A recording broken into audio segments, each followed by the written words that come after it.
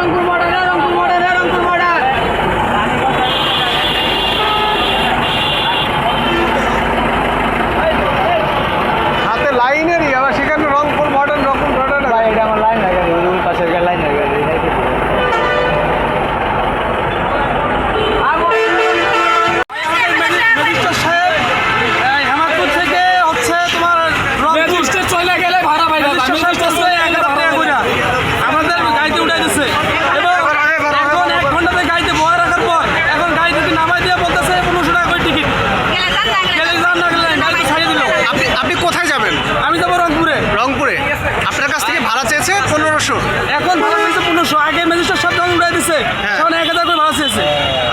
এই ম্যাজিস্ট্রেট উঠতে বলছে গাড়িতে, সে সময় তো উড়াই নিছে।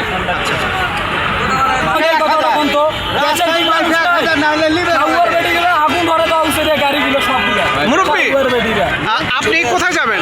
আমি যাবো রাজশাহী। রাজশাহী। আপনার কাছ থেকে কত নিয়েছে? ভাড়া কত চেয়েছে? 1000। 1000। আর এখন পরবর্তীতে আপনাকে নামানোর পরে পরবর্তীতে কত টাকা ভাড়া চেয়েছে? নামি হয়নি, আমি ওর দাম 1000 চাই।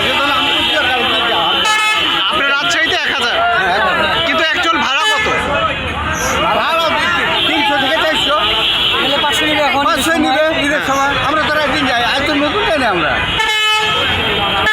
ঈদ বাদে পলাশবাড়ি নেয় 500 টাকা করে, আর এখন যাচ্ছে 1200-1500 টাকা করে একটা করে সিট। তাহলে এই ঈদ দেখে তারা কি মনে করে 1500